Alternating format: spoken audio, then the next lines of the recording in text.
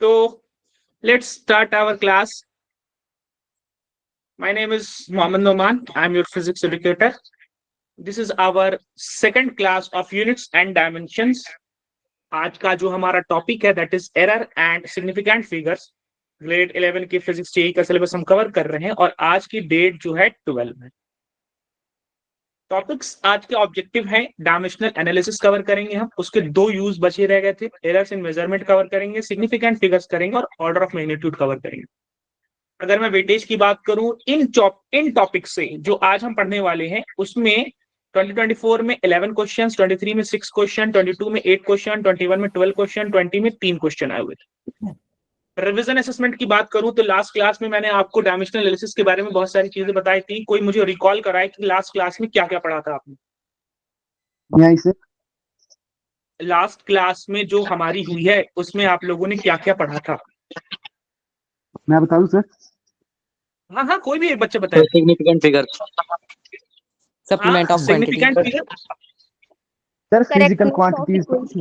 Physical हाँ physical quantities पढ़ा था. फंडामेंटल उसके 3 पार्ट्स थे. कौन कौन से 3 पार्ट्स थे? लेंथ, फंडामेंटल था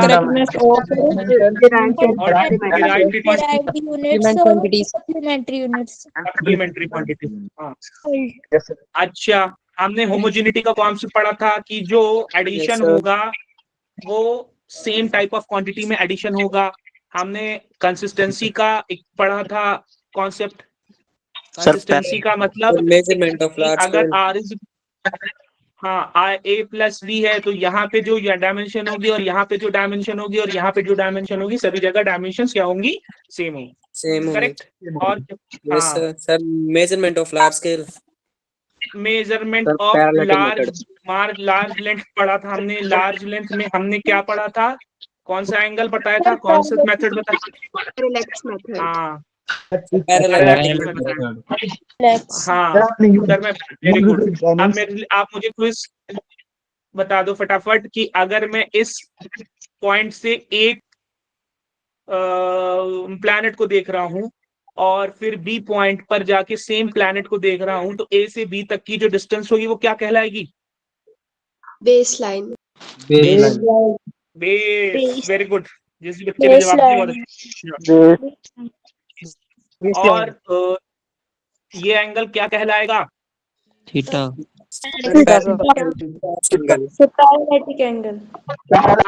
पैरेलैक्स एंगल कहलाएगा. ठीक है. आई गेस वंश ने जवाब नहीं. किसने अच्छे जवाब दिए? यामिनी ने आई गेस जवाब दिया. आई डोंट नो किसने जवाब दिए. Parallax angle. जिस भी बेटा ने जवाब दिया बहुत अच्छा जवाब दिया. ठीक है. Yes sir. हाँ, अब यूजर्स ऑफ डायमेंशन की बात करें कि हम किसी भी क्वांटिटी को किसी भी गिवन क्वांटिटी में हम रिप्रेजेंट कर सकते हैं. यानी कि अगर मैं आपको कोई एक क्वांटिटी दे देता हूं, अगर मैं आपको कोई भी एक क्वांटिटी दे देता हूं कि बेटा ऐसा है कि मैंने आपको दे दिया कि मास को रिप्रेजेंट करो जिसमें वेलोसिटी भी आता हो, जिसमें फोर्स भी आता हो और जिसमें टाइम भी आता हो. आपको कुछ इस तरीके से मैंने एक क्वांटिटी दे दिया कि मास को रिप्रेजेंट करना हो जिसमें वेलोसिटी भी आता हो, फोर्स भी आता हो, टाइम भी आता हो. तो किसी गिवन क्वांटिटी को किसी एनी क्वांटिटी को किसी भी क्वांटिटी को गिवन बेसिक क्वांटिटीज में रिप्रेजेंट करने का या रिलेट करने का या फॉर्मूला बिठाने का, फॉर्मूला एस्टैब्लिश करने का तरीका बताता है डायमेंशंस का यूज. ठीक है. ये एनी क्वांटिटी हो गई, ये उसके साथ गिवन क्वांटिटी हो गई. ऐसा नहीं कोई भी उठा के आप कोई भी बना लो, पॉसिबल नहीं है. आपको दिया जाएगा और उसमें गिवन दिया जाएगा कि इन चारों में रिलेशन बैठाओ इस मास के साथ, या तीनों में रिलेशन बैठाओ इस मास के साथ, या कुछ भी दे सकते हैं. यहाँ पे हम पावर दे सकते हैं और बोल दिया कि वोल्टेज ले लो, करंट ले लो और मास ले लो और इनके साथ रिलेशन बैठाओ. किसी भी तरीके से आपको दिया जाता है. गिवन एनी क्वांटिटी को गिवन क्वांटिटी के साथ रिलेशन बैठाते हैं. कैसे रिलेशन बैठाते हैं बताते हैं. जैसे कि यहाँ पे उन्होंने दिया है कि अगर if force F, length L and time T are taken as the fundamental quantities, इसको फंडामेंटल क्वांटिटीज मान लिया जाए. ठीक है. ना कि जो हमने पहले पढ़ रखी है, इसको फंडामेंटल क्वांटिटीज मान लिया जाए. Then what will be the dimension of density. यानी कि डेंसिटी का रिलेशन बैठाना है आपको given quantity force, given quantity length and given quantity time के साथ. तो आप कैसे करोगे? स्टेप 1, सबसे पहले आप रिलेशन बिठाओगे, रिलेशन बिठाने का मतलब प्रोपोर्शनैलिटी का सिंबल लगाओ कि डेंसिटी जो है वो डिपेंड कर रही है इस पर, फोर्स पर, लेंथ पर, टाइम पर। लेकिन फोर्स की किस पावर पर नहीं पता तो ए लिख दिया, लेंथ की किस पावर पर नहीं पता तो बी लिख दिया, टाइम की किस पावर पर नहीं पता तो सी लिख दिया। तो मल्टीप्लाई करना है सभी को और सबके ऊपर कोई एक random power A B C अपने हिसाब से दे देना है और प्रोपोर्शनैलिटी बताता है कि ये रिलेशनशिप बैठा रहा है। अब स्टेप 2 की बात करें हम तो प्रोपोर्शनैलिटी जब भी हटता है तो इक्वल्स आता है और कांस्टेंट आता है। ये बात आगे आप सभी को पता होगी, correct? Yes sir. Yes, sir. चलो very good. F to the power A, L to the power B, T to the power C. अब ये आपने थर्ड स्टेप में क्या करना है, डायमेंशन रखना है उसकी, डेंसिटी की। डेंसिटी की डायमेंशन क्या होती है? M1 L3 -3 ML-3 ml-3 density की डायमेंशन होती है ml-3। जिस बच्चे ने बताया बहुत अच्छे से बताया भाई, ml-3 डेंसिटी की। भाई ये कांस्टेंट है, इसकी कोई डायमेंशन नहीं है, कोई एक नंबर होगा, इस नंबर की कोई डायमेंशन नहीं है। डायमेंशनलेस नंबर डालते हैं, डायमेंशनलेस कांस्टेंट डालते हैं यहाँ पे। अब यहाँ पे नहीं, हमेशा नहीं होगा, लेकिन यहाँ पे मैंने ऐसे डाला है। अब फोर्स एफ की डायमेंशन क्या होती है? MLT अब लेकिन चूंकि पावर ए था तो इससे भी पावर ए होगा। लेंथ की डायमेंशन तो एल ही होती है, पावर बी था तो पावर बी होगा। टाइम की डायमेंशन तो सी ही होती है, टी ही होती है, तो पावर सी था। अब उसके बाद स्टेप 4 में हम इसको और सिंप्लीफाई कर लेंगे, यस, और कैलकुलेट कर लेंगे। एम के ऊपर पावर ए आ जाएगा और कहीं एम नहीं है तो ये एम के ऊपर पावर ए आ जाएगा। ये पावर ए एल पर आ जाएगा तो एल टू द पावर ए हो जाएगा, और यहाँ पे एल पे पावर बी है तो मल्टीप्लाई होकर के L to the power A plus B हो जाएगा। अब ये ए पावर टी पर चला जाएगा तो T to the power -2a हो जाएगा, क्योंकि पावर के ऊपर पावर आने का मतलब पावर्स का मल्टीप्लिकेशन। तो मल्टीप्लाई होके -2a हो गया, यहाँ मल्टीप्लाई होके c हो गया, तो टी के ऊपर power -2a plus c, correct? Yes sir. Yes Yes, sir. sir. अब हम यहाँ पे देख रहे हैं m है, l है और t नहीं है, तो मैं क्या कर रहा हूँ, m है और उसके ऊपर कुछ नहीं मतलब 1, l है उसके ऊपर -3, t नहीं है, तो मैं लगा सकता हूँ t टू द पावर 0, जिसका मतलब होता है 1 से मल्टीप्लिकेशन। 1 से मल्टीप्लिकेशन करने पर किसी भी तरीके की दिक्कत नहीं आएगी, इक्वेशन चेंज गड़बड़ नहीं होगी, एज इट इज रहेगी। और राइट साइड में हमारे पास ये कांस्टेंट आ गया, m to the power a आ गया और L to the power a plus B आ गया और t to the power -2a plus c आ गया। ये आपने किया स्टेप 5 में। एक्स्ट्रा जो नहीं था वो आपने डाल दिया, अब टाइम नहीं था डाल दिया। स्टेप 6 में क्या किया, कंपेयर कर लिया। यहाँ पे m की पावर 1 है, यहाँ m की पावर a है, कंपेयर करके a की वैल्यू 1 हो गई। l पे -3 है, l पे a प्लस b है, तो a प्लस b की वैल्यू क्या हो गई, -3 हो गई। t पे 0 है, t पे -2a प्लस c है, तो -2a प्लस c की वैल्यू क्या हो गई, 0 हो गई। यहाँ पे टाइम का जो पावर है 0 और टाइम का जो पावर है -2a प्लस c बराबर हो जाएगा। लेंथ का पावर इधर का, लेंथ का पावर इधर का बराबर हो जाएगा। मास का पावर इधर का, मास का पावर इधर का बराबर हो जाएगा। a की वैल्यू 1 है, इस इक्वेशन में डालेंगे तो b की वैल्यू कितनी हो जाएगी, -4 हो जाएगी। a की वैल्यू 1 है, इस इक्वेशन में डालेंगे तो c की वैल्यू कितनी हो जाएगी, आपकी 2 हो जाएगी, करेक्ट? 2 हो जाएगी। अब a की वैल्यू, b की वैल्यू, c की वैल्यू। अब आप स्टेप 7 में क्या करो, जो पहले स्टेप 2 में जो आपको इक्वेशन थी यहाँ पर, उस इक्वेशन में आप डाल दो वैल्यू। अब इस इक्वेशन में आप डाल दीजिए वैल्यू, क्या हो जाएगा, density is equals to constant times force to the power a की वैल्यू 1 डाल दिया, l to the power b की वैल्यू -2 डाल दिया, t to the power c की वैल्यू 2 डाल दिया। f1 l to the power -4 और t to the power 2, f1 l -4 t2। कौन सा ऑप्शन हो जाएगा, a b c d? Option C option. Option C आपका करेक्ट आंसर हो जाएगा। तो आपने रिलेशन एस्टैब्लिश कर लिया प्रॉपरली। आई बात समझ में? Yes sir. चल, अब नेक्स्ट टॉपिक है हमारा कि change of numerical value with unit. अब होता क्या है कि किसी भी फिजिकल क्वांटिटी का जो मैग्नीट्यूड होता है वो दो चीजों से बना होता है, एक उसकी न्यूमेरिकल वैल्यू होती है, एक उसकी यूनिट होती है। न्यूमेरिकल वैल्यू मतलब नंबर, यूनिट का मतलब कि मीटर, सेंटीमीटर, किलोमीटर अगर लेंथ है तो, gram, kilogram, ton, metric ton, microgram अगर मास है तो, और metre square, centimetre square, millimetre square area है तो अलग अलग क्वांटिटी के हिसाब से अलग अलग यूनिट हो जाती है। अब होता क्या है कि जब भी मैग्नीट्यूड होता है किसी भी फिजिकल क्वांटिटी का, जो कि दो चीज से मिलकर बना होता है, न्यूमेरिकल वैल्यू और यूनिट, ये चीज क्या होती है, कांस्टेंट होती है। कोई भी सिस्टम में जाओ आप, यानी कि एमकेएस सिस्टम से आप सीजीएस सिस्टम में चले जाओ या सीजीएस सिस्टम से एफपीएस सिस्टम में चले जाओ, यानी बड़ी यूनिट से छोटी यूनिट जाओ, चाहे छोटी यूनिट से बड़ी यूनिट जाओ, उससे और बड़ी यूनिट चले जाओ, उससे और छोटी यूनिट चले जाओ, कैसे भी आप चले जाओ, ये मैग्नीट्यूड चेंज नहीं होगा, नंबर चेंज होगा, यूनिट चेंज होगा, लेकिन इन दोनों का मिलाकर की चीजें जो होगी मैग्नीट्यूड वो चेंज नहीं होने वाली है।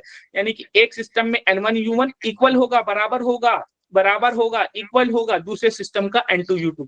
पहले सिस्टम में नंबर N1 है, पहले सिस्टम में यूनिट U1 है, दूसरे सिस्टम में नंबर N2 है, दूसरे सिस्टम में यूनिट U2 है। क्या मतलब हुआ, अगर मैं बोल दूं मेरे पास 1 किलोमीटर लिखा हुआ है तो ये इक्वल होता है, बराबर होता है दूसरे सिस्टम ने 1000 मीटर के बराबर। यहाँ नंबर 1 है, यहाँ नंबर 1000 है, यहाँ नंबर यूनिट किलोमीटर है, यहाँ यूनिट मीटर है। यानी कि मैग्नीट्यूड चेंज नहीं हुआ, नंबर भले ही चेंज हो गया, यूनिट भले ही चेंज हो गया। तो जब भी एक सिस्टम से दूसरे सिस्टम में जाएंगे नंबर चेंज होगा, यूनिट चेंज होगा, लेकिन ओवरऑल मैग्नीट्यूड चेंज नहीं होता है। आई बात समझ में क्या? Yes, sir. Yes, sir. Yes, sir. बताया है कि क्या है, कांस्टेंट है, करेक्ट। तो एन यू को उधर भेजेंगे, मल्टीप्लीकेशन से चला जाएगा डिवीजन में, तो ये कांस्टेंट अपॉन यू हो जाएगा।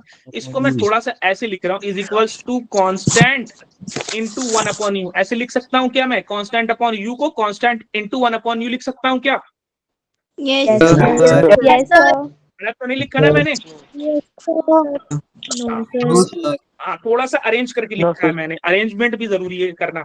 अब मैंने कहा कि भैया जब भी प्रोपोर्शनैलिटी का साइन हटता है फिजिक्स में तो दो चीजें आती हैं, इक्वल्स और कांस्टेंट। अब उसी का उल्टा करेंगे हम कि जब इक्वल्स और कांस्टेंट हटाएंगे तो क्या आ जाएगा? प्रोपोर्शनल। डायरेक्ट प्रोपोर्शनल तो ये इक्वल हटा दिया, कांस्टेंट हटा दिया, प्रोपोर्शनल आ गया। यानी हमने देखा कि जो न्यूमेरिकल वैल्यू होती है वो यूनिट के प्रोपोर्शनल, इनवर्सली प्रोपोर्शनल होती है, क्योंकि 1 अपॉन यू लिखा है ना, इसको बोलते हैं इनवर्सली प्रोपोर्शनल। ये इनवर्सली प्रोपोर्शनल होती है, यानी कि जब यूनिट बड़ी होगी तो नंबर न्यूमेरिकल वैल्यू छोटा हो जाएगा, और जब यूनिट छोटी होगी तो न्यूमेरिकल वैल्यू क्या हो जाएगी? बड़ी हो जाएगी। आई बात समझ में? Yes, sir. Yes, sir. नहीं समझ में आई? अब एग्जाम्पल कराऊंगा तब समझ में आएगा। देखो ये आपका जेईई मेंस का 10 जनवरी 2019 के शिफ्ट 1 का क्वेश्चन आया हुआ है। क्वेश्चन में पढ़ता हूं कि जो डेंसिटी ऑफ ए मटेरियल है एसआई यूनिट में, एसआई सिस्टम में कितनी है? 128 किलोग्राम पर मीटर क्यूब है। लेकिन कोई और सर्टेन यूनिट है, कोई और सिस्टम है, कोई और सिस्टम है यूनिट्स को मेजर करने का और फिजिकल क्वांटिटी के मैग्नीट्यूड का, कोई और सिस्टम है। उस सिस्टम में जो लेंथ की यूनिट है वो 25 सेंटीमीटर है, उस सिस्टम में जो मास की यूनिट है वो 50 ग्राम है। तब उसकी न्यूमेरिकल वैल्यू बताना है, उस सिस्टम में न्यूमेरिकल वैल्यू कितना हो जाएगी, डेंसिटी ऑफ द मटेरियल का न्यूमेरिकल वैल्यू कितना होगा। तो आपको पता है स्टेप 1 की मैग्नीट्यूड चेंज नहीं होता है, यानी कि N1 U1 is equals to N2 U2। Numerical value change होगी, यूनिट चेंज होगी, मैग्नीट्यूड चेंज नहीं होता, वो इक्वल रहता है। अब स्टेप 2 में हम पुट करेंगे वैल्यू। पहले सिस्टम में न्यूमेरिकल वैल्यू कितनी है? पहले सिस्टम में ये हो गई न्यूमेरिकल वैल्यू कितनी? 128 मैंने डाल दिया। पहले सिस्टम में यूनिट कितनी है? किलोग्राम पर मीटर क्यूब। मैं इसको डायमेंशन के फॉर्म में डाल रहा हूं, तो डायमेंशन के फॉर्म में किलोग्राम पर मीटर क्यूब को डायमेंशन क्या हो जाएगा? M L -3, यही तो होगा ना। किलोग्राम को M हो जाएगा, मीटर को L हो जाएगा, -3 का -3 रहेगा। करेक्ट, सही बात है? Yes sir. Yes, sir. Yes sir. हाँ, अब हम क्या करेंगे, लिखेंगे M L -3। लेकिन ये पहले सिस्टम का है तो उसको थोड़ा नाम दे देता हूँ 1 L M1, और ये पहले सिस्टम का है तो उसको नाम दे देता हूँ L1। इक्वल को इक्वल लिखेंगे N2, दूसरे सिस्टम का न्यूमेरिकल वैल्यू यही तो बताना है तो उसको एज इट इज लिख देते हैं। दूसरे सिस्टम की यूनिट क्या होगी भाई? M2 और L2 टू दी पावर -3, क्योंकि डायमेंशन थोड़ा ना चेंज होगी भाई। डेंसिटी की डायमेंशन चाहे इस सिस्टम में रहो, पहले वाले सिस्टम में रहो, चाहे दूसरे वाले सिस्टम में रहो, डेंसिटी की डायमेंशन चेंज होने वाली नहीं है। यूनिट चेंज हो जाएगी, न्यूमेरिकल वैल्यू चेंज हो जाएगी, लेकिन डायमेंशन तो ML -3 ही रहने वाली रहेगी। अब ये दूसरा सिस्टम है तो उसका नाम थोड़ा चेंज करके M2 कर दिया, दूसरा सिस्टम है तो नाम चेंज करके L2 कर दिया। यहाँ तक बात समझ में आई क्या? Yes, yes sir. किसी को डाउट है क्या? No, sir. No.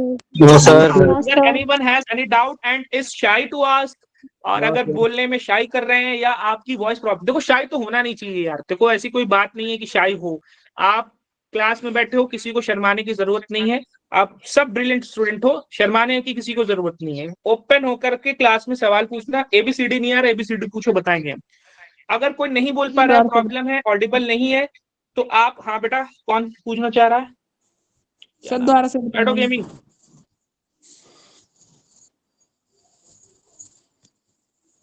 सर ये ऑप्शन हाँ, ऑप्शन नंबर क्या? ए सर। हाँ, बहुत अच्छे, करेक्ट आंसर ऑप्शन। अच्छा, नहीं पूछ पा रहे तो आप चैट बॉक्स में बताइए।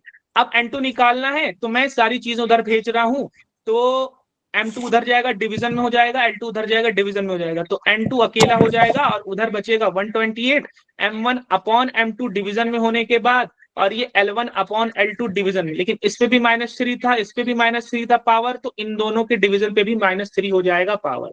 अब उसके बाद स्टेप 4 में क्या करना है, आपको वैल्यूज डाल देना है। क्या है भाई? N2 इज इक्वल टू 128 और M1 पहले सिस्टम में क्या है? यूनिट किलोग्राम है ना? Yes Yes, sir. sir. Yes, sir. अच्छा, दूसरे सिस्टम में ग्राम है कि 50 ग्राम है? 50 ग्राम। 50 सर। मास की यूनिट ग्राम नहीं बोला है, दूसरे सिस्टम में मास की यूनिट 50 ग्राम बोला है। करेक्ट है? Yes sir. Yes, sir. जैसा क्वेश्चन होता है वैसा ही लिखना है हमको, 50 ग्राम। कोई डाउट? नो किसी को डाउट हो फौरन मुझसे पूछे। और ठीक है, L1 इस सिस्टम में लेंथ की यूनिट क्या है? मीटर है, तो मैं मीटर लिख दे रहा हूं। दूसरे सिस्टम में लेंथ की यूनिट मीटर बोला है कि 25 सॉरी सेंटीमीटर बोला है कि 25 सेंटीमीटर बोला है? 25 25 सेंटीमीटर। क्या एनी डाउट किसी को? No, sir. No, sir. Values डाल देते हैं, चेंज कर लेते हैं। किलोग्राम कितने ग्राम के बराबर होता है? 1000 ग्राम के बराबर होता है। सिस्टम को यूनिट्स को चेंज करते हैं, ये 50 ग्राम हो गया। और उसके बाद यहाँ मीटर है, तो 1 मीटर में 100 मीटर होता है, और ये 25 सेंटीमीटर ये हो गया, और ये -3 लिखा। तो ऊपर से ग्राम नीचे से ग्राम कैंसिल, ऊपर सेंटीमीटर नीचे सेंटीमीटर कैंसिल, ये कैंसिल होके 20 टाइम्स हो जाएगा, और ये कैंसिल होकर के 4 टाइम्स हो जाएगा। करेक्ट? अब स्टेप 6 में हमारे पास क्या क्या चीजें बची? स्टेप 6 की बात करूं मैं तो N2 is equal to 128 into 20 into 4 बचा, लेकिन इस 4 के ऊपर ये ब्रैकेट के अंदर 4 था और ब्रैकेट के ऊपर पावर -3 था, तो यहाँ पे पावर -3 हो जाएगा। अब नेक्स्ट स्टेप में आप क्या करोगे? आप N2 is equal to 128 into 20 divided by 4 to the power 3, इसको सॉल्व कर लोगे। जब सॉल्व करोगे तो आपका ऑप्शन नंबर 40 आ जाएगा। 40. Correct? Yes sir. Yes, sir. दोबारा से बताओ। दोबारा से बताऊं? Yes sir. सर पिछला Step पूरा से। दोबारा। शुरू से? सर पहले स्टेप। Yes sir. पहले स्टेप से बता दूं? चलो भाई, कौन साथ देगा मुझे? सबसे पहले क्या करना है? मैग्नीट्यूड इक्वल रखना है, N1 U1 equal N2 U। फिर उसके बाद क्या करना है? न्यूमेरिकल वैल्यू डालना है। इस सिस्टम में न्यूमेरिकल वैल्यू कितनी है? 128 है, डाल दिया। यूनिट कितनी है भाई? यूनिट नहीं डालना है, यहाँ पर डायमेंशन डालना है। हाँ, M1 L1 डेंसिटी की डायमेंशन है, डाल दिया। M1 L1 -3 डाल दिया। फिर उसके बाद N2 है, N2 लिख दिया। नहीं पता, यही सवाल में पूछा है। फिर दूसरे सिस्टम में डायमेंशन थोड़ा ना चेंज होगी, वही होगी ML -3। हाँ, लेकिन चूंकि दूसरा सिस्टम है तो M2 कर दिया और L2 कर दिया और -3 तो वही रहेगा। जहाँ नहीं समझ में आएगा बेटा, डाउट वाले बेटा जो भी आप पूछ रहे हो, नहीं समझ में आएगा आप मुझे टोकना कि सर यहाँ समझ।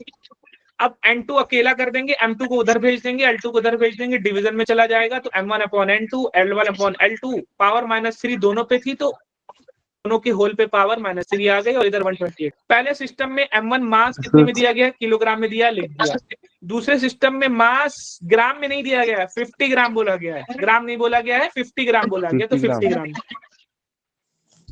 पहले सिस्टम में लेंथ की यूनिट मीटर दिया गया था, मीटर डाल दिया। और दूसरे सिस्टम में लेंथ की यूनिट सेंटीमीटर नहीं बोला है, 25 सेंटीमीटर बोला, सेंटीमीटर नहीं बोला है, 25 सेंटीमीटर बोला, डाल दिया। अब किलोग्राम को चेंज कर लेंगे, ग्राम में 1000 ग्राम के बराबर होता है, नीचे 50 ग्राम लिखा है। मीटर को चेंज कर देंगे, सेंटीमीटर में 100 सेंटीमीटर के बराबर होता है, नीचे 25 सेंटीमीटर। ऊपर से ग्राम नीचे से ग्राम कैंसिल, ऊपर से सेंटीमीटर नीचे सेंटीमीटर कैंसिल। भाई 50,000 कैंसिल होकर 20 बनेगा और 25 और 100 कैंसिल होकर के 4 बनेगा। लेकिन ये 4 जो था इस ब्रैकेट के अंदर था और ब्रैकेट के ऊपर पावर -3 था। इस चीज का ध्यान रखना है कैलकुलेशन पॉइंट ऑफ व्यू से। तो वही पावर इस 4 के ऊपर आ जाएगी -3। पावर 4 के ऊपर -3 है, जब नीचे डिनोमिनेटर में जाएगा तो 4 के ऊपर +3 पावर बन जाएगी, यानी 4 का क्यूब डायरेक्ट बन जाएगा डिनोमिनेटर में। 64 आ जाएगा नीचे। हाँ 64 आ जाएगा। Very good. मैं तो कहता हूँ 64 मत लिखो, 4 × 4 × 4 लिखो और फिर काटा पीटी करो ऊपर नीचे। आसान होता है। हाँ, फिर उसके बाद सॉल्व कर लोगे तो 40 आ जाएगा। आई बात समझ में यहाँ तक? Yes, sir. अब हम लिमिटेशंस की बात कर देते हैं कि इतना आपको मैंने बता दिया, डायमेंशनल एनालिसिस सब बता दिया, डायमेंशंस क्या है और सारी चीजें बता दी। इसके नुकसान, इसका लिमिटेशंस क्या है कि क्या क्या नहीं कर सकता, कि कोई भी फिजिकल क्वांटिटी जो है वो यूनिक नहीं होती, कोई भी डायमेंशन यूनिक नहीं होती। जैसे कि एक डायमेंशन है ml2t-2, ये डायमेंशन आपके वर्क एक फिजिकल क्वांटिटी उसके लिए भी है, ये डायमेंशन आपका टॉर्क एक फिजिकल क्वांटिटी उसके लिए भी है, और यही सेम डायमेंशन एनर्जी उसके लिए भी है। यानी 3 फिजिकल क्वांटिटी की सेम डायमेंशन है। तो ऐसा नहीं है कि कोई एक डायमेंशन सिर्फ उसी के लिए स्पेसिफिक होगी, वो अलग अलग फिजिकल क्वांटिटीज के लिए भी हो सकती है। आई बात समझ में? Yes sir. न्यूमेरिकल कांस्टेंट्स की कोई, वो न्यूमेरिकल कांस्टेंट जिनकी कोई डायमेंशन नहीं होती है, जैसे कि पीछे भी हमने लिया था, वो न्यूमेरिकल कांस्टेंट जो हम लगाते हैं जिसकी कोई डायमेंशन नहीं होती, जैसे कि 1/2 लगा दिया, न्यूमेरिकल कांस्टेंट 1 आ गया, 2 पाई, कोई भी नंबर आ गया, जैसे कि हमने कराया था t = 2 पाई √L/g। तो ये जो 2 पाई है सिर्फ एक नंबर है, इसकी कोई डायमेंशन नहीं है। ये चीज आप इस डायमेंशनल एनालिसिस की मदद से कभी जिंदगी में नहीं निकाल सकते। कैसे निकालते हैं? मैंने बताया था आपको कि एक्सपेरिमेंटली करते हैं। बताया था क्या आप लोगों को? यस एक्सपेरिमेंटली करते हैं। एक्सपेरिमेंटल मान लेते हैं, लेंथ 1 मीटर का ले लिया और फिर उसके बाद टाइम पीरियड काउंट कर लिया, फिर वैल्यूज फॉर्मूले में डाल के निकाल। तो जो डायमेंशनलेस कांस्टेंट है उसको हम नहीं निकाल सकते उसकी वैल्यू इस फॉर्मूले से, इस मेथड से। उसके बाद ये मेथड वही काम आएगा जो सिर्फ और सिर्फ मल्टीप्लीकेशन या पावर फंक्शन हो, यानी मल्टीप्लाई वाला फॉर्मूला हो तभी चलेगा, या पावर वाला हो कि समथिंग पावर समथिंग ये वाली बात हो। यानी कि जैसे कि आप ले लो F = k² पावर हो, मल्टीप्लाई हो, वही यूज कर सकते हैं। अगर कहीं पे एडिशन आ जा रहा है तो ये फॉर्मूला आप डिराइव नहीं कर सकते जो डायमेंशनल एनालिसिस की मदद से। अगर कहीं पे sine cos tan cot sec आ जा रहा है या लॉग आ जा रहा है, वो तो आप डिराइव नहीं कर सकते इस फॉर्मूले को डायमेंशनल एनालिसिस से। सिर्फ मल्टीप्लाई हो और मल्टीप्लाई में पावर्स हो। Third point in English, sir. I can't understand. Can you explain the third point in English, sir? Third point is saying that the dimensional analysis is only sufficient for the formula which have multiplication. For example, force is equals to mass into acceleration. For example, force is equals to k times q²/r.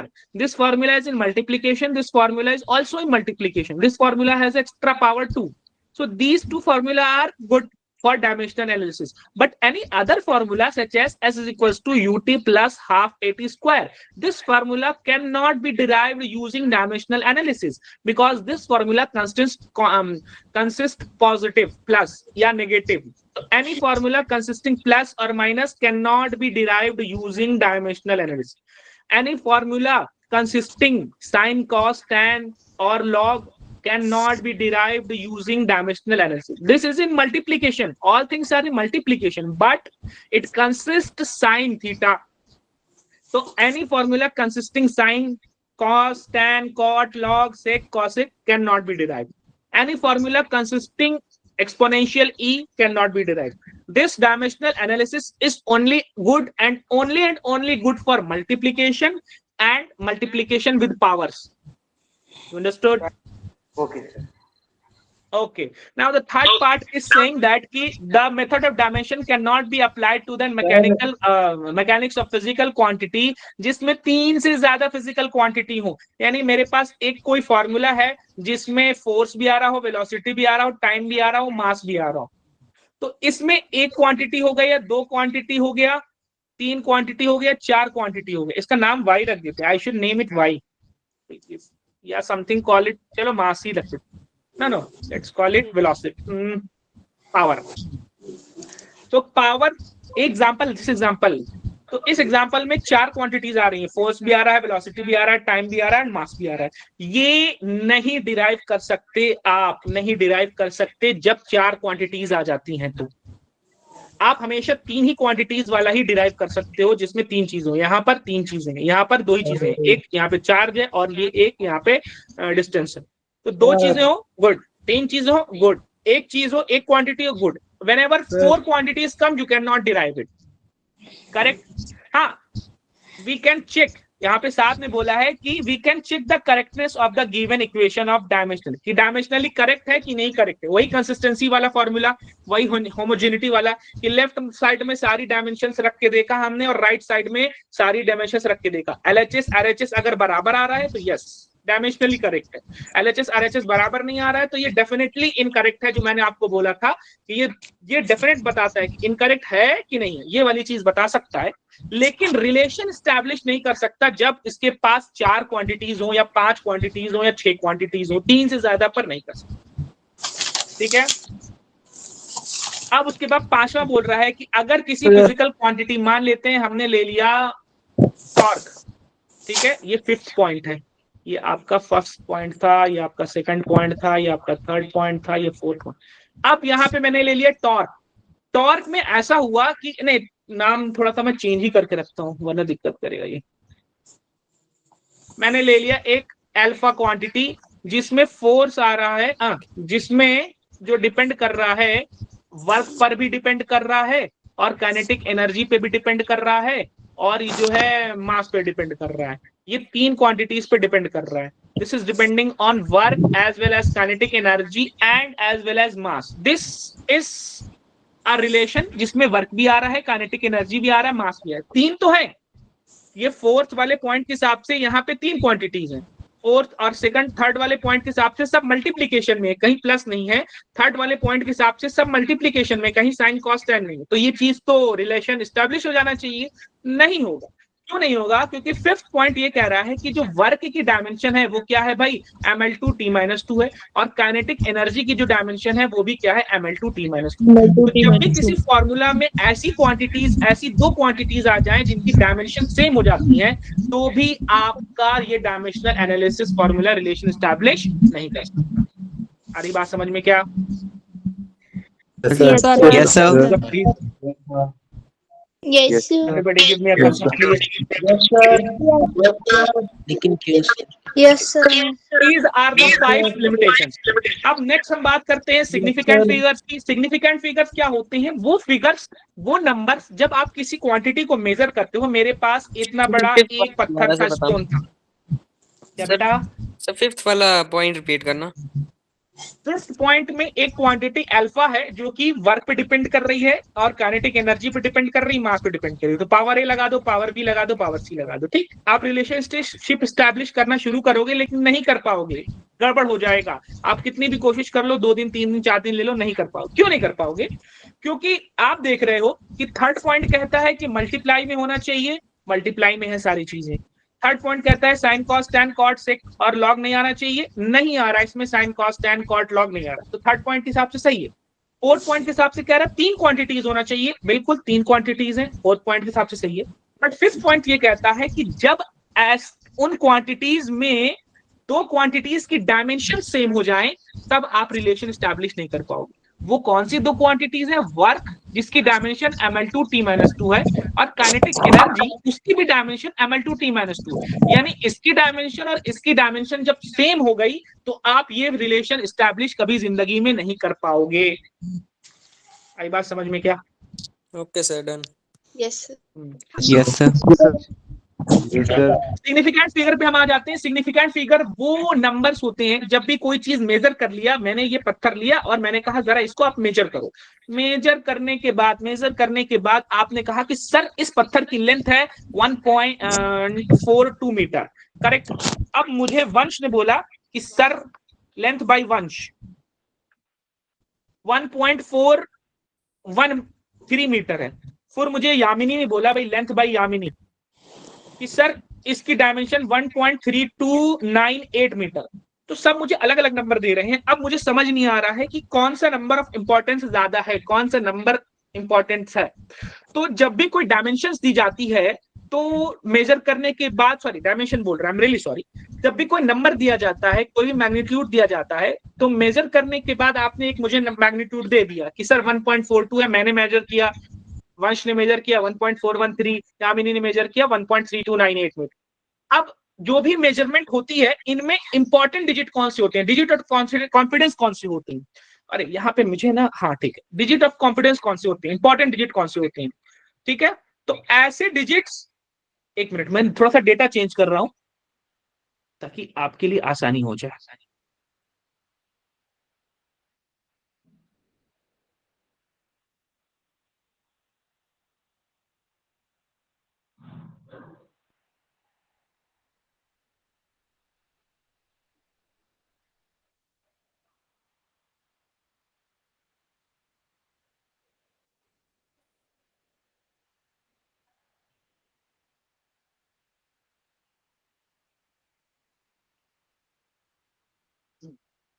एक minute.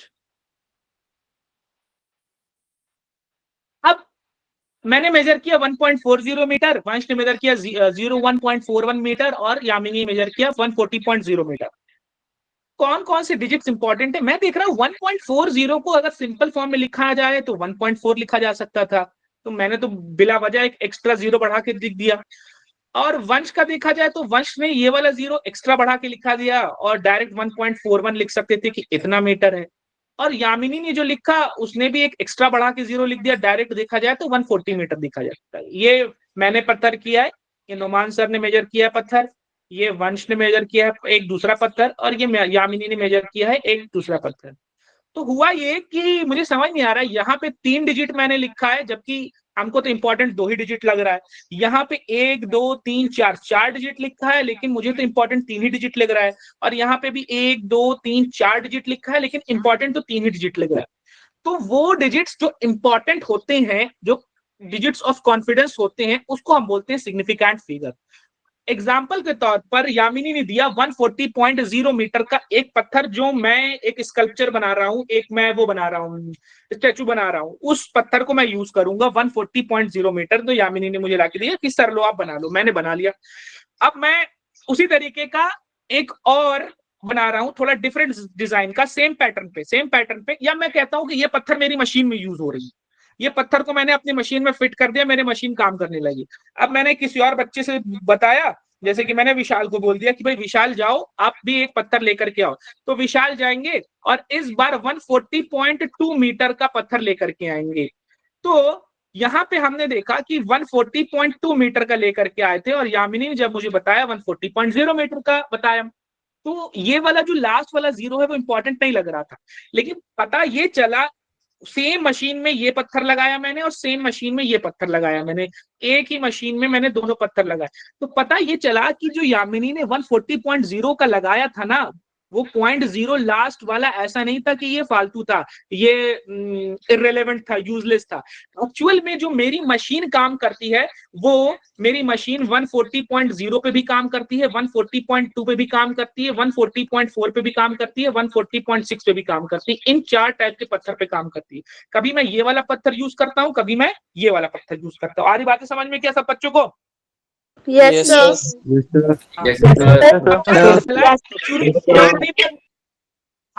शुरू में देखने पे ये लग रहा था कि 0.0 तो वेस्ट लगा है, लेकिन मैं जान रहा हूं मेरी मशीन में 140.0 वाला, 140.2, 140.4, 140.6, मुझे पता है कि वो पॉइंट के बाद वाला जीरो अनइम्पॉर्टेंट नहीं, बहुत इंपॉर्टेंट है, क्योंकि उस पत्थर की जगह मैं 40.2 वाला भी यूज कर सकता हूँ, 140.2 की जगह 140.4 वाला भी यूज कर सकता हूँ, 140.4 की जगह 140.6 है। यानी कि मुझे पता है कि पॉइंट के बाद वाला जीरो कितना इंपॉर्टेंट है, क्योंकि वो 0 वाला भी, 2 वाला भी, 4 वाला भी, 6 वाला भी आता है।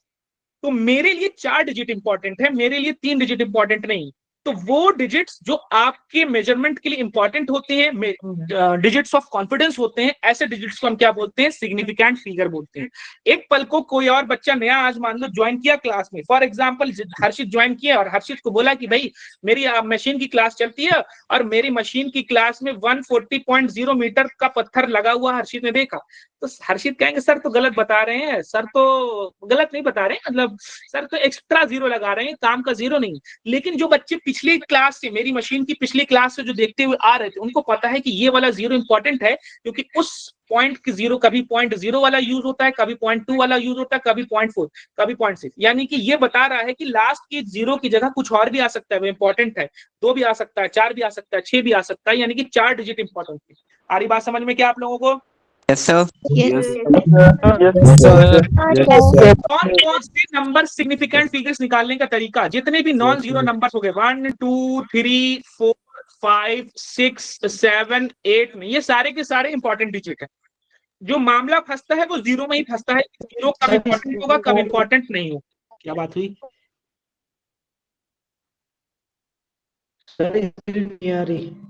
स्क्रीन नहीं आ रही क्या? आ रही है सर आ रही है। सर आ रही है। चलो अब हाँ, अब जैसे कि मैंने 438.2 लिखा और 209 सॉरी नहीं, अभी नहीं, 219 लिखा। अब आप मुझे फटाफट सारे बच्चे बताओगे यहाँ कितने सिग्निफिकेंट फिगर हैं? सर 4 यहाँ पे कितने सिग्निफिकेंट हैं? 3 माइक ऑफ कर लीजिए, everyone please turn off your mic. अब a zero becomes a significant figure if it appears between two non-zero digit। यानी कि 404 लिखूं मैं तो ये दो नॉन जीरो के बीच में आ रहा है, या 3003 लिखूं ये दो नॉन जीरो डिजिट्स के बाद में आ रहा है, ठीक है। और उसके बाद 72501 लिखूं, ये भी दो नॉन जीरो के बीच आ रहा है। यानी कि वो नंबर, वो जीरोस जो नॉन जीरोस के बीच आते हैं, नॉन जीरोस के बीच में आते हैं, ऐसे जीरो काम के होते हैं, सिग्निफिकेंट फिगर होते हैं। यहाँ टोटल कितने सिग्निफिकेंट फिगर हो गए? 3 यहाँ कितने हो गए? 4 कितने हो गए? 5 नेक्स्ट की हम बात कर लेते हैं कि लीडिंग जीरोस और the zeros place to the left of the number are never significant. यानी कि जो पहले आती हैं, जो लेफ्ट में आते हैं, जो लीडिंग जीरोस होते हैं, वो काम के नहीं होते। फॉर एग्जांपल मैंने लिखा 43 और मैंने लिखा 043, मैंने लिखा 392 और मैंने लिखा 0392, मैंने लिखा 0.29 और मैंने लिखा 04.29। अब यहाँ आपको बताना है कि कितने सिग्निफिकेंट फिगर्स होंगे। यहाँ कितने हैं? 2 और यहाँ कितने हैं? 2 ये ले आ रहा है, शून्य आ रहा है, लीडिंग के काम का नहीं है। यहाँ पे कितने हैं? 3 और यहाँ भी कितने हैं? 3 यहाँ कोई बच्चे बताए फटाक से कितने हैं? 2 है। लेफ्ट वाला आने वाला, शुरू में आने वाला जीरो काम का नहीं हो, वो भले ही जी पॉइंट से पहले आ रहा, कोई फर्क नहीं पड़ता। यहाँ पे टोटल कितने हैं? 3 अब उसका ट्रेलिंग जीरोस और the zeros place to the right of the number are significant. जो राइट साइड में आते हैं, जो पीछे आते हैं जीरोस, वो हमारे काम के आते हैं। यानी कि मैं 430 लिखूं और 298 सर एक बार स्क्रीन पीछे करना। क्या फिर से बता दूं? सर एक बार स्क्रीन पीछे करना जो पिछला करवाया। नोट्स आपको जाएंगे, आप लोग सब लोग देखना, सब आप सबके ग्रुप में नोट्स जाएंगे। मैं रिमाइंड कराना पड़ेगा नोट्स के लिए लग रहा। चलो अब जो पीछे जीरो आते हैं काम के होते हैं, लग रहा होगा। हो गया बेटा? Yes sir. चलो अभी पीछे जीरोस आते हैं, आपको ऐसा लगे काम का नहीं है, लेकिन है काम का। जैसे मशीन वाला एग्जांपल दिया ना, तो नया बच्चा आएगा, पॉइंट लगाने की, 0.0 लगाने की क्या जरूरत है सर, तो एक्स्ट्रा यूज कर रहे हैं। नहीं बेटा, वो मशीन क्या बोलिए बेटा, क्या कह रहे थे? शुरू से रिपीट करना। सर सेकंड रूल रिपीट करने को बोला। अच्छा सेकंड रूल, ठीक है। सेकंड रूल था, देखो पहला तो नॉन जीरो डिजिट सबके सब सिग्निफिकेंट है। दूसरा बोला है कि जो भी दो नॉन जीरो के बीच आ जाए, कोई जीरो दो नॉन जीरो के बीच, ये जीरो इसके बीच में आ रहा है, ये दोनों जीरो इसके बीच में आ रहा है, ये जीरो 5 और 1, तो नॉन जीरो के बीच में आने वाला जीरो काउंट होता है। सर पर डेसिमल पॉइंट, हाँ सर डेसिमल में, सर बीच में डेसिमल हो तभी होता है ना वो काउंट। लो ये वाला ले लो आप। चलो और एग्जांपल देखो, 40.04। आई गेस मुझे इसमें दिक्कत नहीं होनी चाहिए आप लोगों को। कितने हैं? 4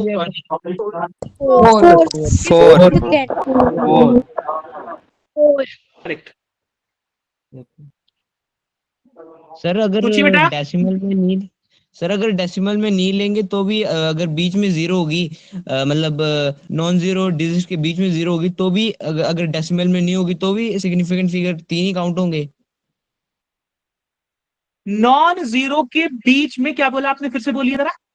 जीरो होगी तो फिर भी अगर डेसिमल नहीं होगा तो भी हाँ सिग्निफिकेंट फिगर काउंट होगी। हाँ, यहाँ कितने हैं? 4 फोर। तो बीच में डेसिमल आए, बीच में डेसिमल नहीं आए, कोई लेना देना नहीं। ये जीरो दो नॉन जीरो के बीच में आ रहे हैं तो काउंट होंगे 100%। डेसिमल आए नहीं आए कोई फर्क नहीं पड़ता, किसी भी तरीके का फर्क नहीं पड़ता। डेसिमल आए नहीं है, अगर दो नॉन जीरोस के बीच में आ रहे हैं, नॉन जीरोस के बीच में आ रहे हैं तो काउंट होंगे। ये फर्स्ट, ये सेकंड, ये थर्ड और ये फोर्थ। यहाँ पे भी डेसिमल नहीं आ रहा है, first, second, third and fourth. Correct? Yes sir. Yes, sir.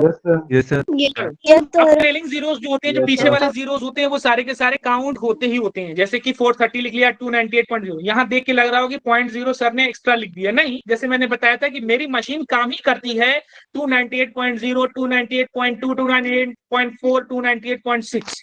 तो मैं तो उसी हिसाब से लिखूंगा, क्योंकि मेरे लिए 4 डिजिट्स इंपॉर्टेंट है, 0.0 वाला भी, 0.2 वाला भी, 0.4 वाला है। तो मैं उसी हिसाब से लिखूंगा ताकि मुझे पता चले कि ये 4 इंपॉर्टेंट है, ताकि आने वाला ये समझे। कोई आया नया, कोई नया मशीन चेक करने वाला आया और उसने देखा कि भाई मैंने 298 लिखा है, तो वो उसी हिसाब से मशीन्स को फिट करके चला जाएगा और गड़बड़ हो जाएगी मेरी मशीन।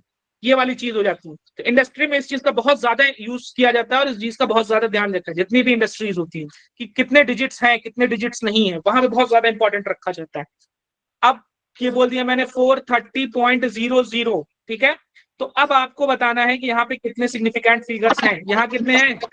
5 4 5 नहीं है। 2 यहाँ कितने हैं? 4 4 हो गया ना। 1 2 3 और ये पीछे आने वाला जीरो काम का है। पीछे आने वाला जीरो हमेशा काम का है, डेसिमल हो नहीं हो डजंट मैटर, डेसिमल से कोई लेना देना नहीं। अब उसके बाद यहाँ कितने हैं? 5 1 2 3 4 एंड चलो नेक्स्ट है significant. In exponential notation the numerical portion gives the number of significant. Exponential notation या इसको हम साइंटिफिक नोटेशन भी कहते हैं। जैसे कि हमने लिख दिया 4.3 into 10 to the power 2 या 1.69 into 10 to the power -5 या 2.380 into 10 to the power 19। यहाँ पे जो एक्सपोनेंशियल नोटेशन है सर। उसको काउंट नहीं। हाँ Sir, one doubt, sir. क्या हुआ? सर अगर डेसिमल के बाद जितने मर्जी जीरो वो सभी काउंट होंगे? सभी जो लिखा हो, आपको क्वेश्चन में जो लिखा हो सभी काउंट हो। Sir, what about the number 53.30? 53.30। 30. Yes, sir. Do we? How many should we significant are include there? that zero? 53.00। 4 Question. You write the question. Varun, you write the question. No, you write the number actually in the chat box. अरे Sir, यार। 53.30, sir. 30. Sir, chat हाँ, तो box is unavailable. 53.30। Yes, sir. Correct? Yes, sir. How many significant figures are there? 4. 4. The trailing zeros, the zeros which are at the right side is counted. Sir अगर point नहीं लगा और zero लगी हो तभी count होती है।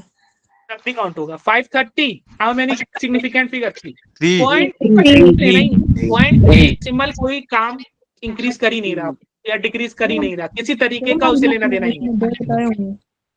Sir मतलब राइट साइड के सभी जीरोस काउंट होंगे, है ना? यस, ये आपको लिखा तो है रूल। ट्रेलिंग जीरोस और the zeros placed to the right of the number significant. Point से कोई लेना देना, पॉइंट को तो भूल ही जाओ, इग्नोर ही कर दो। बस देखो कितने लिखे हैं, जितने लिखे हैं उतने काम के हैं। तो जो हमारी एनसीईआरटी की बुक है उसमें ये नहीं काउंट होता है ऐसे पॉइंट में। सर हमने देखा था। Yes sir.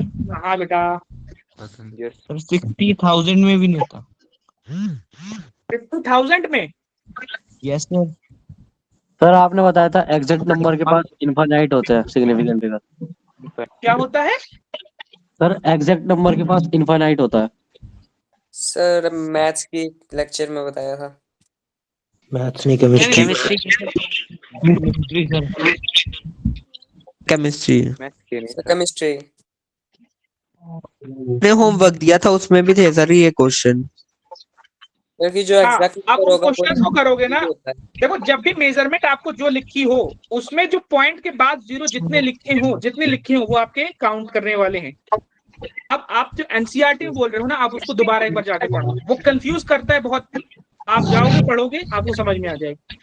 अभी थोड़ा आगे बढ़ जाते हैं वरना कंप्लीट नहीं हो पाएगा हमारा। ये था कि किसी भी नंबर के बाद में अगर जीरो आता है और उसके बाद कोई भी नॉन जीरो नंबर नहीं है तो फिर वो सिग्निफिकेंट में काउंट नहीं होगी जीरो।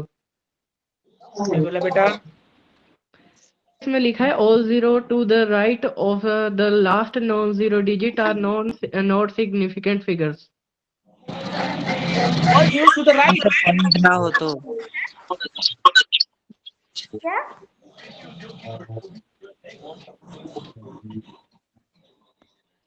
सर 6,000 में कितने सिग्निफिकेंट फिगर्स है? इसमें बेटा 6,000 में कितनी सिग्निफिकेंट फिगर्स है? 6000 में सर 4 4 होंगे बेटा।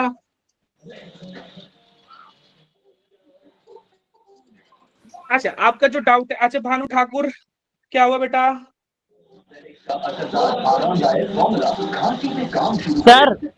सर हाँ सर एक्चुअली जो जैसे 6,000 है तो उसके अंदर एक ही सिग्निफिकेंट फिगर होगी, क्योंकि अगर हम 6,000 को लिख सकते हैं 6 × 10 की पावर 3 और 10 की जो पावर होती है वो सिग्निफिकेंट नहीं होती हैं।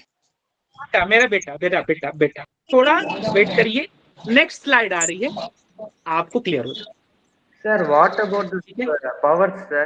6,000 square. How many significant figures are there, sir?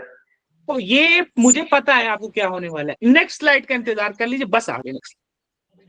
ये फिजिक्स है, यहाँ पे सबसे इंपॉर्टेंट चीज यूनिट का हो जाएगा। बहुत इंपॉर्टेंट, यहाँ पे यूनिट का चीज बहुत इंपॉर्टेंट है।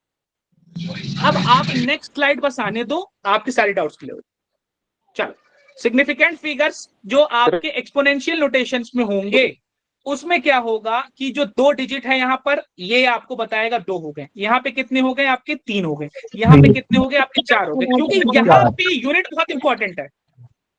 यूनिट के हिसाब से ही मैंने सारी चीजें आपको समझाई हैं, इसीलिए आप लोग कंफ्यूज हो रहे हैं। नेक्स्ट स्लाइड देखो, आप पढ़ो बेटा। In order to avoid confusion in counting the number of significant figures, we usually express the measured quantity in scientific.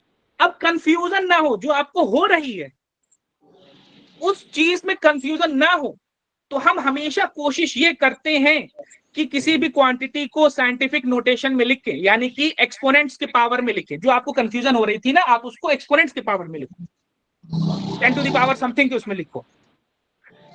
इससे क्या होगा कि by this number significant figures are clearly mentioned. Significant figures कितने हो जाएंगे? क्लियरली मेंशन हो जाएंगे। And do not change on changing the units. Units change होने पर चेंज नहीं होंगे। क्या मतलब हुआ कि इनर क्वांटिटी को लिखा गया 1500 मिलीमीटर। अब यही आपको क्लियर होगी। देखो यहाँ पे बहुत इंपॉर्टेंट है यूनिट पार्ट। तो आप, किसी बच्चे ने बोला कि इसको 6 × 10 to the power 4 लिखेंगे, वो सिर्फ एक नंबर है। यहाँ पे हमें यूनिट के हिसाब से देखना है, क्योंकि यूनिट चेंज होगी तो और बढ़ जाएगा। जैसे कि रुको मैं कंप्लीट कर लूं फिर आप बात। मैं बोला 1 किलोमीटर, आप कहोगे 1 है। फिर मैंने बोला 1000 मीटर, अब आप कहोगे 4 है। अरे ऐसे कैसे हो रहा है सर? कभी आप कह रहे हो 1 है, कभी आप कह रहे हो सिग्निफिकेंट फिगर 4 है। नहीं बेटा, यहाँ पर हमेशा आप कोशिश ये करोगे कि साइंटिफिक नोटेशन में लिखोगे चीजों को, तो आपको कंफ्यूजन नहीं हो। इसीलिए उन्होंने नेक्स्ट स्लाइड में बता भी दिया कि हम यूजुअली एक्सप्रेस करते हैं उसको साइंटिफिक नोटेशन।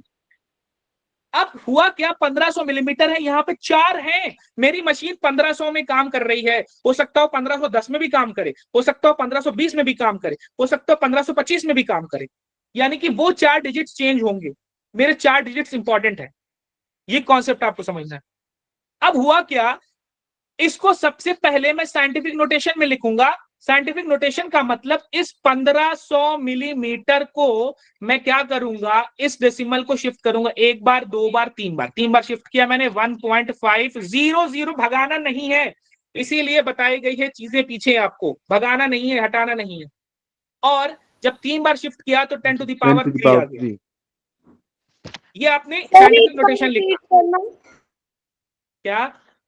यहाँ पे पॉइंट होता है, हाँ मैं बता दे रहा हूँ बेटा, यहाँ पॉइंट होता है, हर नंबर के पीछे पॉइंट होता है। एक बार शिफ्ट किया, दो बार शिफ्ट किया, तीन बार शिफ्ट किया, 3 बार शिफ्ट किया तो 1.500 आ गया। और जब 3 बार लेफ्ट में शिफ्ट किया तो 10 टू द पावर 3 आ जाएगा। ये बात आपको पता है कि नहीं पता है?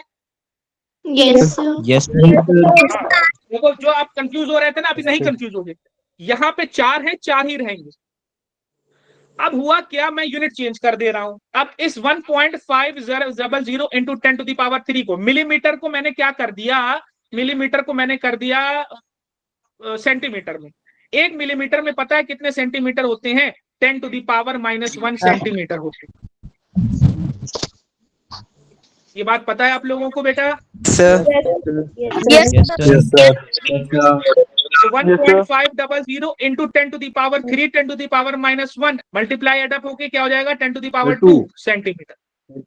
मैंने यूनिट चेंज किया, लेकिन वो 4 डिजिट्स क्या है? अभी भी 4 ही है। Yes sir. अब मैं क्या कर रहा हूँ, 1.500 लिया मैंने, 10 टू द पावर 2 है, 10 टू द पावर 2 लिखा, सेंटीमीटर है, सेंटीमीटर को मीटर में बदल दिया।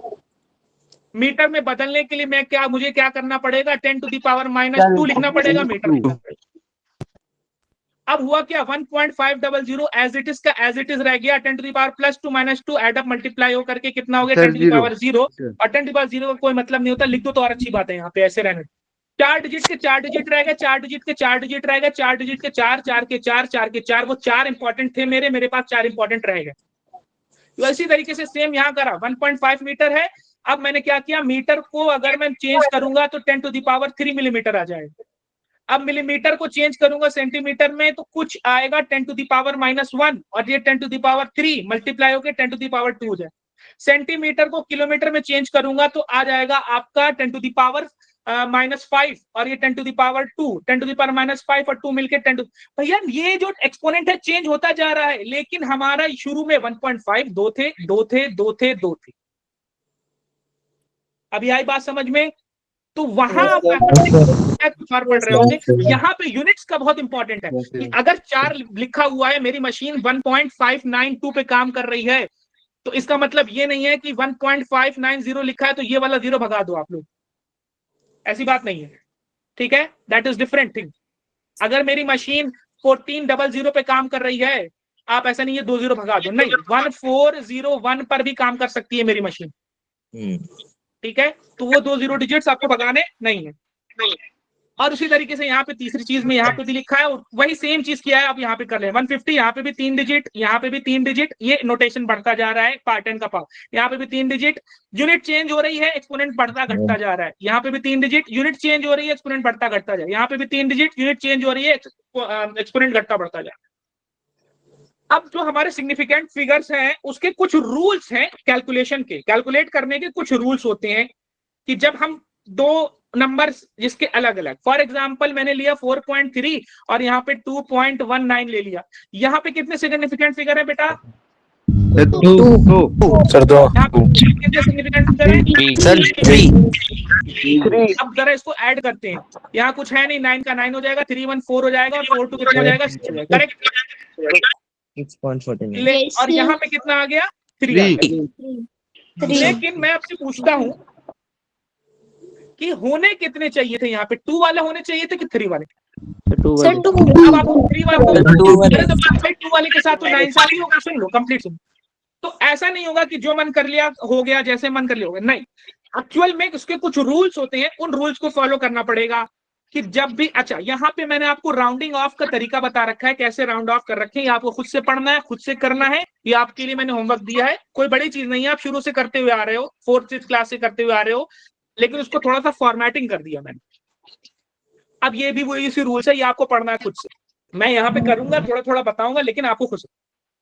पहला रूल है कि जब भी एडिशन या सब्ट्रैक्शन करोगे तो जो सबसे कम वाला होगा वही आंसर में आना चाहिए। मतलब हुआ पीछे मैंने ऐड किया था 4.3 और 2.19 को, लिया मैंने 4.3 और यहाँ पे 2.19 को लिया।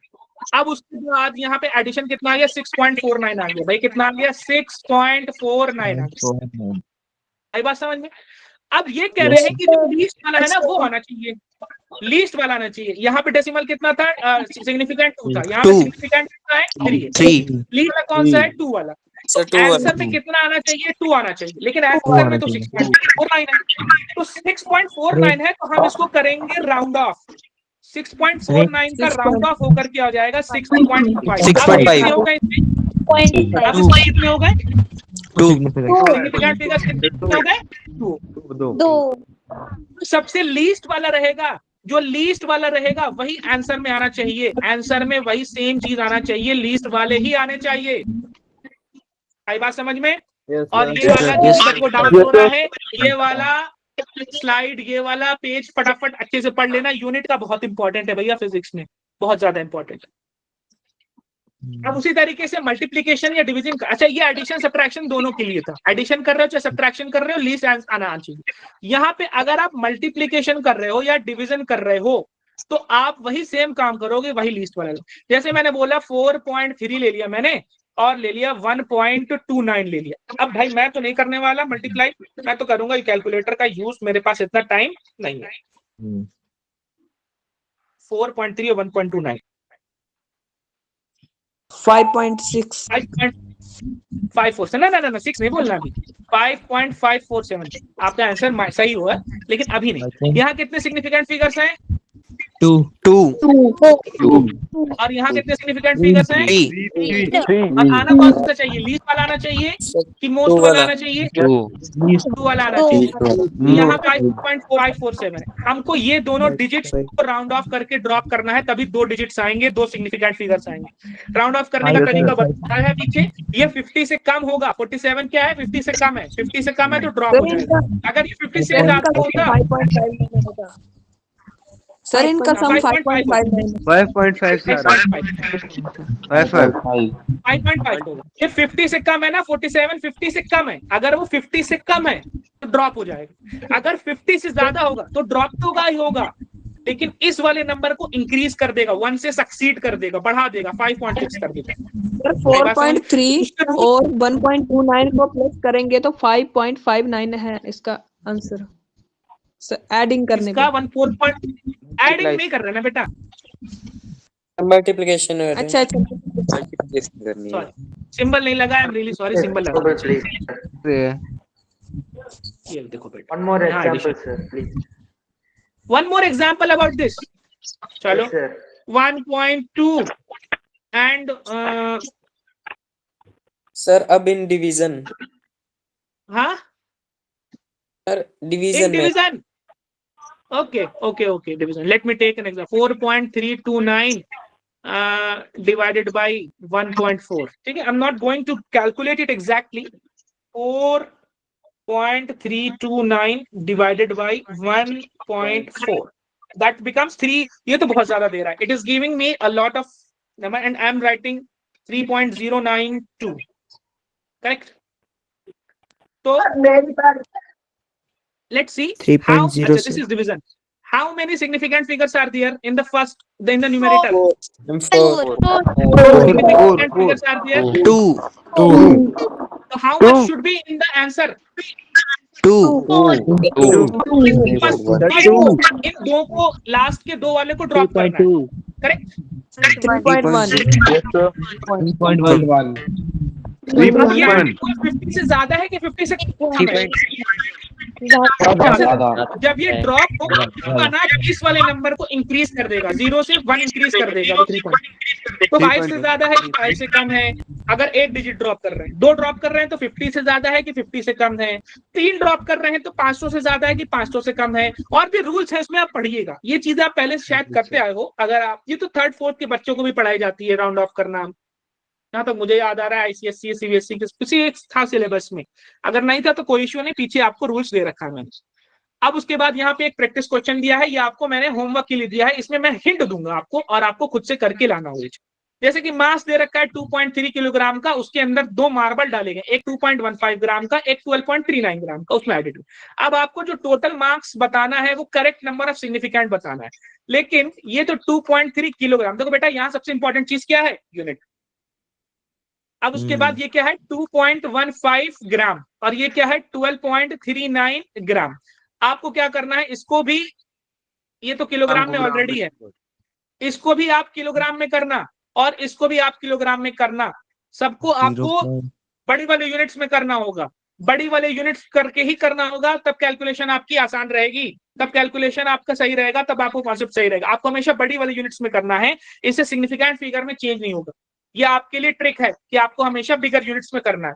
तो ये 2.3 का तो 2.3 रह जाएगा, ये 2.15 ग्राम से कितना किलोग्राम बन जाएगा?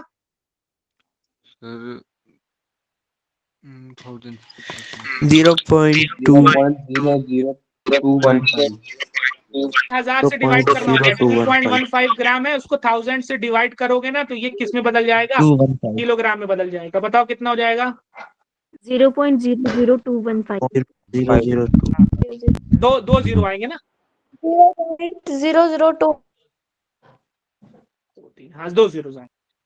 अब उसके बाद यहाँ पे भी 12.39 है, तो ये क्या हो जाएगा 0.01239।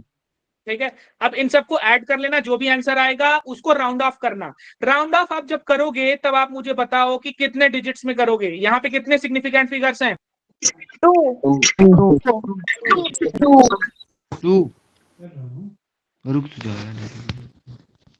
यहाँ पे कितने सिग्निफिकेंट फिगर्स हैं? यहाँ पे सिग्निफिकेंट फिगर्स हैं। आप वाला कौन सा है? ये वाला। ये आंसर में आना चाहिए 2 डिजिट, और बाकी जो बचे हुए डिजिट्स हैं उनको आपको ड्रॉ करना होगा। अब देखना होगा 50 से कम है कि 50 से ज्यादा है। ये 3 डिजिट का है तो 500 से कम है कि 500 ज्यादा है। 4 डिजिट का है तो 5000 से देखना पड़ेगा, 5000 से कम है कि 5000 से। उसके अलावा भी रूल्स हैं, ये पढ़ना पड़ेगा रूल्स आपको, और वो लगाना पड़ेगा। नहीं समझ में आएगा मैं बता दूंगा नेक्स्ट। आई बात यहाँ तक समझ में? क्या बच्चों को? Yes sir yes. अब उसके बाद ऑर्डर ऑफ मैग्नीट्यूड होता है कि मेरे पास, भैया मैंने कहा कि मुझे, मेरे पास वॉलेट नहीं है, तो मैंने किसी एक बच्चे को वो दिया, पैसे दिया कि भाई मेरे लिए ना वॉलेट लेकर के आओ। अब मैंने सक्षम को बोला वॉलेट लेकर के आओ, तो सक्षम कहेंगे कि सर वॉलेट तो अलग अलग पैसों के आते हैं, आप कितने वाला लेना चाहते हैं? गरीब आदमी है अमीर आदमी है आप? मैं कहा भाई मैं तो बहुत गरीब आदमी हूँ।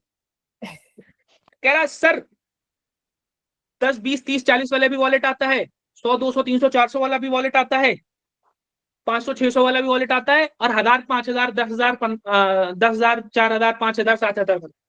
यानी उसने मुझे एक नंबर दिया, एक ऐसा नंबर दिया 10 20 वाला जिसमें 2 डिजिट आ रहे हैं, एक ऐसा नंबर दिया उसने 100 200 300 400 वाले जिसमें 300 400 वाले, मान लो 300 वाले, इसमें 3 डिजिट आ रहे हैं।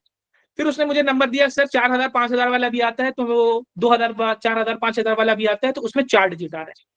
तो मुझे कुछ अंदाजा लग गया कि कितने कितने डिजिट्स वाले हैं, कितने कितने 10 के पावर वाले नंबर की बात कर रहे हैं। मैं बेटा गरीब आदमी, मैं खरीदूंगा 200 300 वाला।